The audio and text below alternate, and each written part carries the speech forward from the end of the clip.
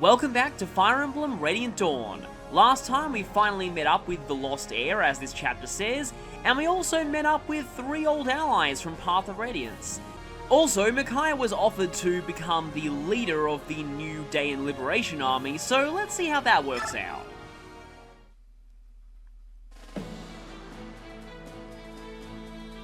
Three years passed.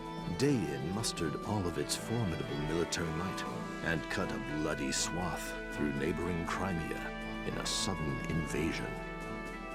Daein was defeated, however, and the dreams of its ruler, Mad King Ashnard, died with him. Ashnard's son, Peleus, possesses a gentle sincerity that is a bright counterpoint to his late father's violence and duplicity. Ill-suited though he seems for these troubled times, his presence is a welcome sight to Micaiah's eyes. Peleus, declared rightful heir to the throne, finds his name becoming a rallying cry for Daein. At his side is the only person he believes can lead his liberation army, the silver-haired maiden.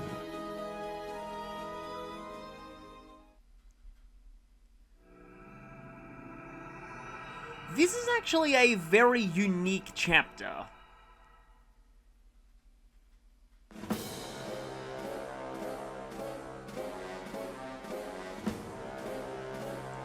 Oh no, land soldiers around NPCs. We know what's gonna happen now. Although, I've actually seen this kind of thing about forbidding assembly in a lot of real-life dictatorships, so this kind of thing isn't unprecedented. And, of course, it's punishable by death because this is the Battalion Occupation Army. I like the pan there, though. And, oh boy, it's this character. Someone who a lot of people have probably wanted me to get to.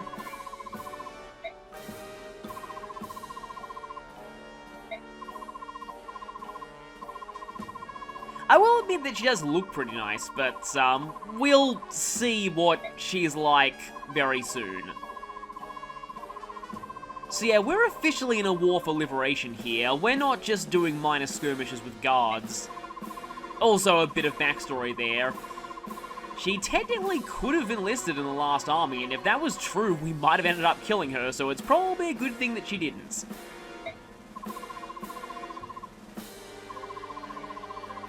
And of course, the whole I'm effectively holding the citizens of your province hostage strategy. A favourite of villains like Jarod.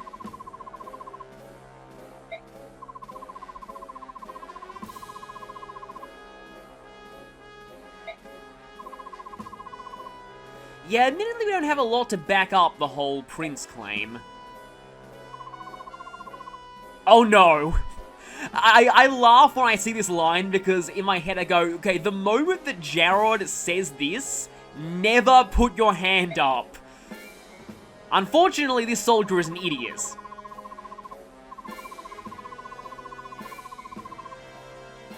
And whenever I see this line, my mind adds, although I can throw her a long way. Sly 3 reference. That's another game that I love. Well, that whole series, actually. We're still making camp in the desert, it seems, which is probably not the most practical of locations. Interesting to see a bunch of loose horses around, too. Hopefully we get a better place to put up camp. Seems like the desert is one of the few places that we wouldn't get attacked by Battalion soldiers. Oh no. It's you again! Joy. Again, this theme song. Never trust someone whose theme song sounds like this.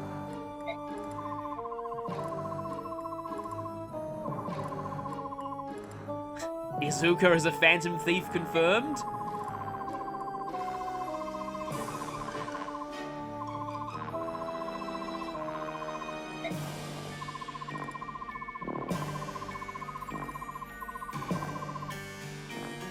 Well, if we could get the citizens to take up arms, maybe.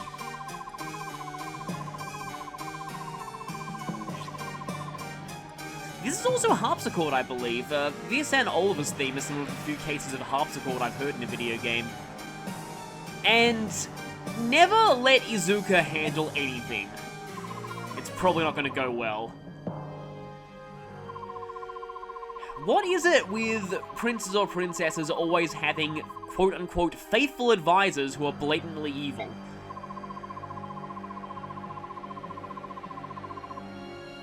Well, I'm sure this is going to be good. It's a shame that we don't have Soren or Ranulf to snark at your plans, but I guess we do have Soph and Micaiah.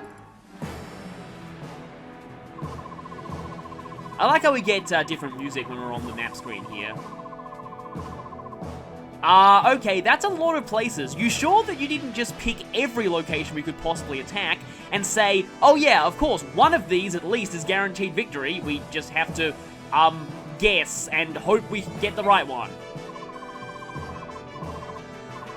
Peleus. I mean, I like him in a lot of regards, but I admit he's kind of a giant idiot, and you'll see that get even worse later on in the game. Talrika, that's interesting. That was a place that we've been to in Path of Radiance. Hopefully things won't be as tragic for us there as they were last time. Or not. I really wish the music would just cut out with a record needle scratch there when Micaiah says that.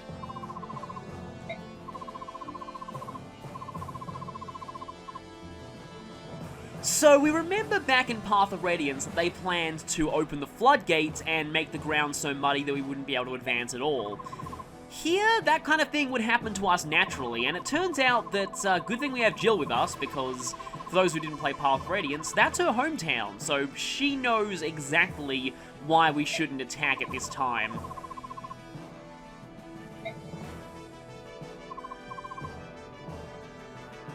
I love how Toroni turns to glare at him here as well. He's like, you really didn't consider that.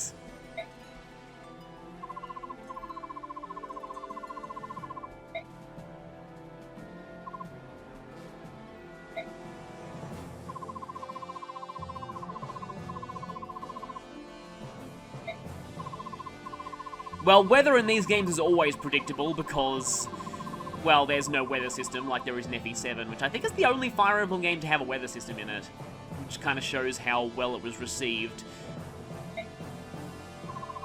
And yeah, Pelias kind of seeing Micaiah's praises there. It does feel a little bit weird, but admittedly, it's hard to not come off as a brilliant strategist when you're around Izuka. And yeah, that was her foresight again. Oh no, wait a minute. We just said Micaiah has foresight powers around this guy.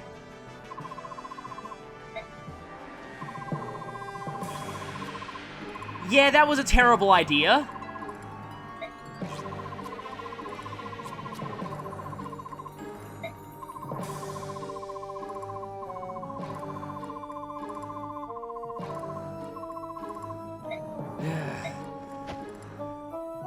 Of course, you have to take credit for that. You know, I was thinking for a second, who does this guy remind me of, and then I just realized Grima Wormtongue. In fact, this guy pretty much is Grima Wormtongue in a lot of ways. I wouldn't be surprised if he was directly based on him. So now we have the base. And I guess we should check out info conversations first, because we have 2 3-star ones. Again, this is a running theme. There are a lot of 3-star info conversations. This background is also the same one that was used, I believe, for Path of Radiance chapter... was it? Yeah, it was chapter 3. This conversation's a little bit interesting. This one's actually more for flavor than it is for the 3-star importance, because the actual reward we get out of this is pretty much negligible.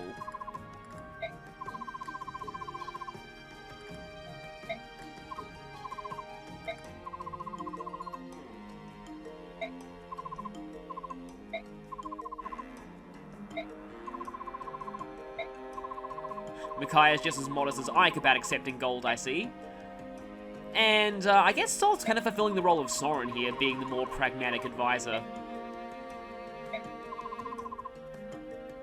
So yeah, this is mostly Izuka's propaganda. This is one thing that I find really interesting about this part of the game. It's that, yeah, Micaiah is...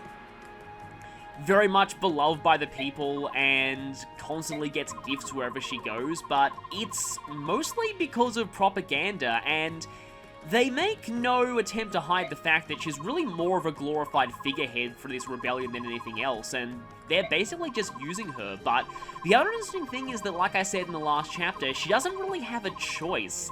This is the best option for their success here. And it's only 1,000 gold, so like I said, that's more for flavor than for the actual reward. This is interesting, though. So, here is a plot thread that kind of goes through this game and is going to be revealed a bit later on. But you can probably figure things out if you played Path of Radiance. Maybe. It kind of links up to some things there.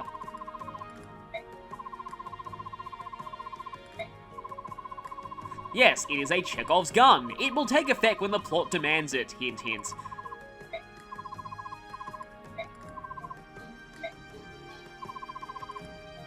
So also, if you're wondering why this guy, who's totally not Kurth Naga, was here, that's the reason. We don't yet know Almeida's exact relation to him, but like I said, there's a very good reason that he's here.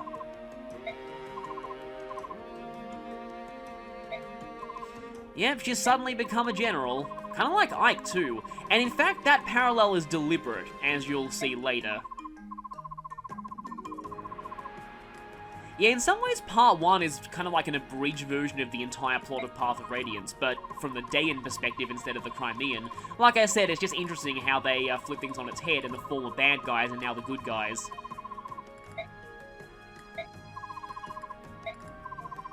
This is the actual item we're getting, though, not that sending stone. That's purely a plot device. And Kurth is leaving.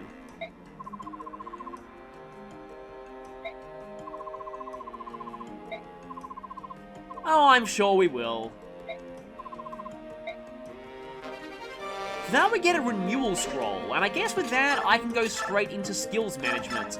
So, Micaiah does have the capacity for this. Renewal, well, it does exactly what it says here. Restores 10% of your max HP every turn. Obviously, Micaiah doesn't make the best use of renewal because you don't really want her taking damage anyway. I kind of like it on Soth. Volug can make decent use of renewal as well. Let me just quickly check if Aaron has the capacity. Nope, he does not have the capacity for it. So really, it's just Volug, Soth, like I said, Micaiah, but you really don't want to use it on Micaiah. Taroniu, but I don't like giving Taroniu any skills at this point.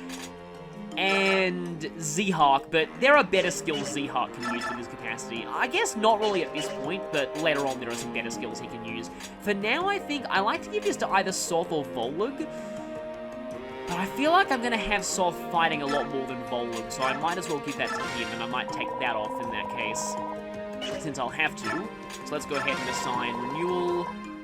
I also just realized I really should have given Soth Cancel for the last chapter. That would have helped him take less damage from some of the enemies that he fought there. Now, Leonardo, at this point, I want to remove Leonardo's Cancel. I should have done that a while back, but I'll do that now, just because Leonardo doesn't make very good use of that skill anyway. We've seen it trigger, like, once. Anyway, this is not going to be that... I mean, technically speaking, it's not really the best on Edward now. It'll be great on Edward later, but not now. And it's also going to be pretty good on Zehawk, because it does stack with Adept. So Adept Cancel is a pretty good combination. Nolan could also make use of Cancel, but he's more of a tank, so he can't afford to take hits. I guess for now I will give it to Edward. As you can see here though, Edward only has 2 skill slots left, and one of them will be taken up by Astra once he hits 3rd tier. That is a real problem with Swordmaster capacity. It's mostly due to that critical +5, which will actually upgrade when he upgrades classes, but that skill taking up a skill slot. Any other skills that I can give anyone? Well, Beast Foe, but Beast Foe is not useful for the rest of Part 1, like I've said earlier. I'm okay with you still having Shade. Actually, I have an idea. Now, this seems kinda crazy because Toronyu is pretty good, but at this point, the chances of him ever triggering Resolve are pretty much nothing, and if I don't remove Resolve now, I won't have access to it for a while. Oh yeah, I should probably do the bios for those three, but I'll get to that after I do the skill thing. Resolve got nerfed since Path of Radiance. I think I might have mentioned this before. It only multiplies skill and speed and not strength. And like I said, in the Japanese version, it was a strength % chance of activating, but in the English version, it's always. Also, I think they improved the HP threshold that you need for Resolve as well, and I think it was 30% in the Japanese version. Those changes mean that Resolve is actually decent on Micaiah, at least for now, because she can easily sacrifice herself into low HP to trigger Resolve, and then maybe she might actually double some things. Though, that's still only 15 speed, which is not that good. But anyway, that's all I'll do in skill management for now. I still don't think that I'll bonus experience anyone just yet, even though I could level up quite a few people. Once Edward caps speed, I might start bonus experiencing him. Nolan hasn't capped anything yet either. Aaron's strength is a little low for this point. But anyway, finally I can do this. Let's show the bios for the 3 characters that we just recruited. Toronyu. Simply put, Toronyu's base stats are broken for this point in the game. He doubles everything despite being a general, kills everything in one round, and will never die. There's a catch though. The only chapter he's playable for in part 1 is this chapter. And because the Dawn Brigade desperately needs experience, and Toronyu is so overleveled he'll be getting 1 experience from every kill, I personally don't like having Toronyu kill things in this chapter unless I have no other choice. Treating him as more of a get out of band situation free card. That's really all there is to say about him in part 1. Toronyu comes back relatively late into part 3. And he's still useful there, but for that point his stats are a little average. Toronyu is actually a character that I don't like nearly as much as many people do. I've heard a lot of people hailing him as the savior of the Dawn Brigade during part 3, but I've always just found him very, very mediocre at that point in the game. I use him to choke point a ledge or two in both 3.12 and 3.13, but that's about it. This is probably because, unlike most people, I like to train Aaron, as well as a certain other general that we get in part 3, who actually has mostly better bases than Toronyu despite joining at level 10. But yeah, Toronyu is someone who I personally don't like nearly as much as most people do, but I still think he helps in part 3. Jill. I've been looking forward to this. I've really been looking forward to this. Before I talk about Jill herself, I need to take some time to talk about Wyvern Riders, or Draco Knights, they reverted to their Japanese names in Radiant Dawn for no apparent reason, and how this game completely broke them. In most games, Wyvern Riders have a really good balance of strength, skill, speed, and defense, on top of having great movements. This is still true in Radiant Dawn, but there are a few other things that make them even better. Number 1, they use axes to start out this time.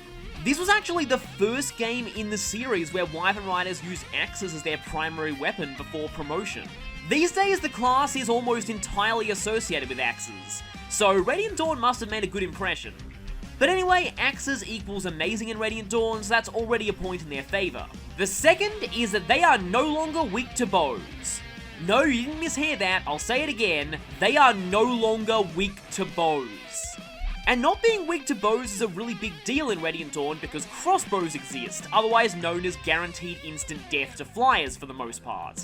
Wyvern Riders just don't care, they can sit and tank crossbows all day long. They're also no longer weak to wind magic, they're now weak to thunder magic, being lumped in with dragon lagoons. Wait a minute, didn't I say something about thunder magic earlier?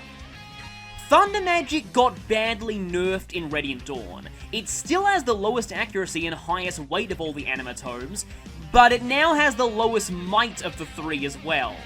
We're talking 3 might on its lowest ranked tomes, ouch. Also, a lot of other mounted classes in this game suffer from bad caps. Wyvern Riders don't. So, to recap, Wyvern Riders in this game not only have amazing stats, but they use the best weapon type in the game, are not weak to bows, and are only weak to a weapon type that's terrible. Also, while horse-mounted units were nerfed by the new ledge mechanics in indoor maps and even some outdoor maps, flyers can just fly up ledges. Now that I've explained why Wyvern Riders are broken, let's talk about Jill herself. Jill has a very bad start, admittedly. Even without transfers, her strength base is really low. And her HP is really bad too. If she didn't get transfer bonuses for you, you might need to invest a few stat boosters into Jill to help get her off the ground.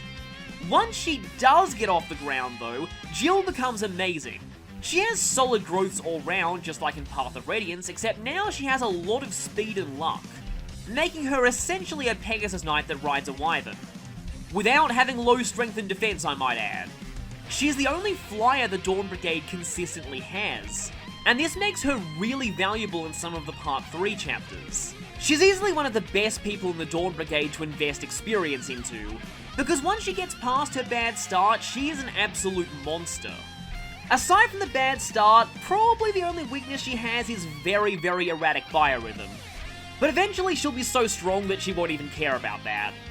So in short, Jill is amazing, though one last thing, you might notice something weird about the availability table there. For now, I'll just say that you have a choice regarding Jill and Zehark's availability in Part 3. And Zehark. Firstly, I just want to say, holy crap, Zehark's official art looks so cool in this game. Secondly, I just want to say, why does this guy have to join in Part 1? If this guy didn't join, Edward would be amazing. So, I'm a little biased against this guy because I like Edward so much, but I'll try and be objective here. Zehark is a pre-promoted Swordmaster, and his base stats are very good and can become even better with transfers. Even though he's pre-promoted, he starts at a low enough level to the point where he still gains decent experience from Part 1 enemies. He also starts with Adept, which is one of the best skills to get for free in Radiant Dawn, and because Adept is speed percent now, at maximum he has a 40% chance of triggering Adept. And every Adept attack has a 20% chance of triggering Astra in 3rd tier. And stacking that with Cancel means the enemy is very unlikely to be able to hit him back, even if they do survive. Zehark's growths are a lot more like a traditional Swordmaster compared to Edward. Massive skill and speed, not that great strength. However, with bonus experience, it's kind of a moot point. You can very easily fix his strength. Zehark also has the amazing Earth Affinity. They give you a lot of Earth Affinity characters in Part 1, I think they were trying to tell you something there. But yeah, that also helps. He can support with either Nolan or Volug to become an almost invincible dodge tank. Speaking of tanking, that is one of the key differences between him and Edward I find when I use both of them, which I actually do quite a lot. Edward tends to have a lot more strength, but he's much more of a glass cannon. Zehark has far better durability at base, and will have a lot more durability in the long run, especially on the magic front because he actually has a resistance growth and a base resistance that's not 0, which makes him a lot better at fighting mages than Edward is. It should also be noted that Zehark is one of the few people in Part 1 who has the capacity for Paragon, which is a scroll that we'll be getting very soon. Zehark is extremely good overall, and he's a major help to the Dawn Brigade both now and in Part 3. One final thing I want to point out, for some bizarre reason, male Swordmasters can get an SS in Swords, but female Swordmasters have to wait until 3rd tier. This seems very strange to me, until I saw a certain fan theory that caused it to make a lot more sense. Some fans take this rank oddity as evidence that Zehark was not originally planned to be the Part 1 Swordmaster, instead Stefan was. You do meet him in a desert after all, and having an SS rank as a Swordmaster would let Stefan use his signature sword. But that's not the case in the final version of the game, so instead we have this weird rank sexism. And like I mentioned in the bio, Jill has a pretty bad start without transfer bonuses, and even with transfers, her stats apart from speed aren't that high. So, I'm going to want to, and yeah, that A rank in Axis is because of transfers, she would normally have a B. I'm going to want to forge Jill a weapon, and I might forge Aaron a weapon too, although it's kind of sad that I have to forge him something in order for him to actually do decently. Geronimo has a, yeah, no, his weapons are way too high ranked for Aaron to use. So I'm going to go into the Forge now, and Forge weapons at this point in the game aren't that expensive. Unfortunately, we can only forge Iron Axes, not Steel yet, but I can quite easily afford to, and axes are so accurate in this game, I don't think I need to bother with raising the hit rate. And the weight is fine for Jill. Let's just, That ice blue color is kind of cool. Oh, now I'm just trying to think. What was the name of that? It's a Warhammer 40,000. It's a frost axe that one of the Space Wolf commanders uses.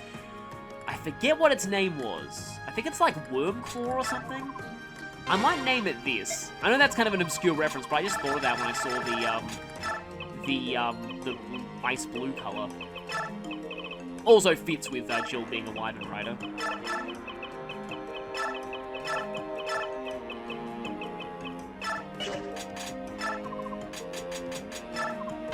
So let's give that to Jill. And now I can take advantage of the fact that the Forge lets you forge as many weapons as you want per chapter. Don't think I need to raise the accuracy on that either. That's kind of the thing with Radiant Dawn. Most weapons have very high accuracy in this game. Pink Lance. Orange is not bad, although I kind of like... Actually, that's not really that obvious of green. Well, we could make it match Aaron's armor, I guess. And I am completely at a loss as to what to call this, so I'll be right back when I think of a name. I just kind of had an idea just based on the, like, night sky color scheme, and it's just not really a reference to anything, it's just kind of something obvious that came to me randomly. And that's all I'll forge for now. So let's go to the shop and check out what bargains Imi has in store. I think I should probably do this as like one of the first things I do in every base from now on. But anyway, we have another javelin and a hand axe, another card, and a men's staff again. Soph has never used his current card, so I might as well not buy this one. The Beast Killer is a lot better in most regards. And you can never really have enough of these, so let's go ahead and buy that hand axe before, let's give that to Jill.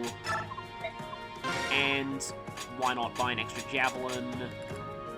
Even though you're pretty much fine on javelins at this point. And Tori also has a javelin, but yeah, as you can see here, the weapon uses they expanded in the last chapter as NPCs do count. One other cool thing about Radiant Dawn is that you can press the start button to send something directly to storage.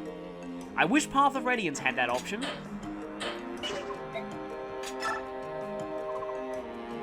Now, in the armory, they're finally selling steel weapons, which is nice. So I guess I could have bought a steel lance for Aaron, but I kind of like his thing. And I think we're okay on weapons for now.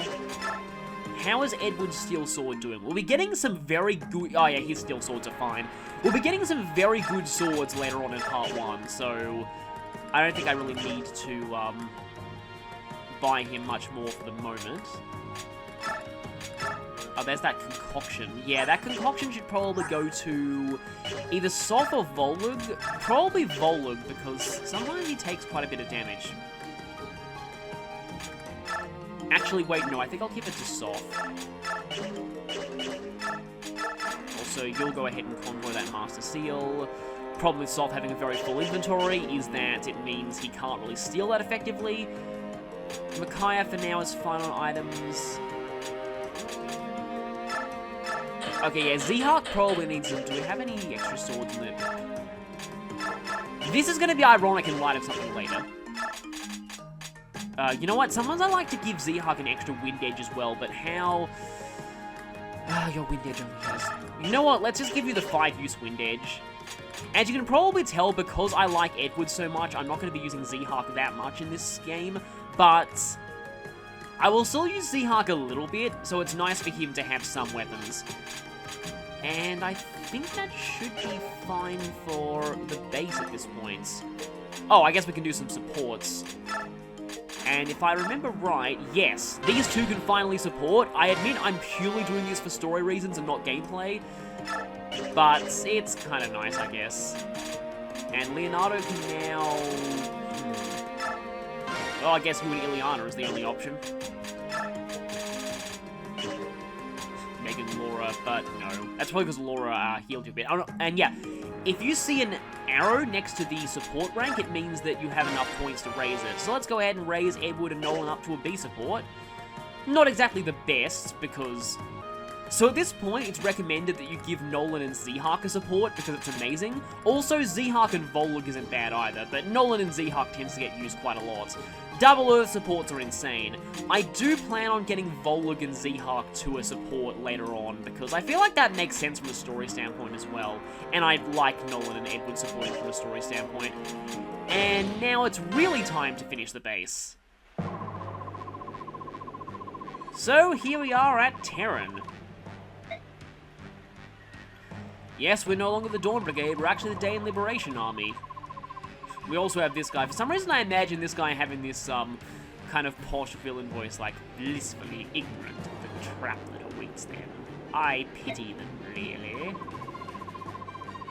The only reason I'm testing that voice out now is because I have to voice one of his lines in the next map, because it's another one of the most infamous lines in the game. And here's Fiona again.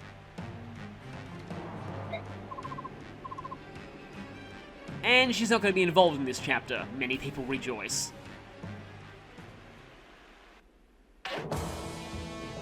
And straight to preparations. So I'll see you next time for our first battle of Raise the Standard. Yes, I did say first battle.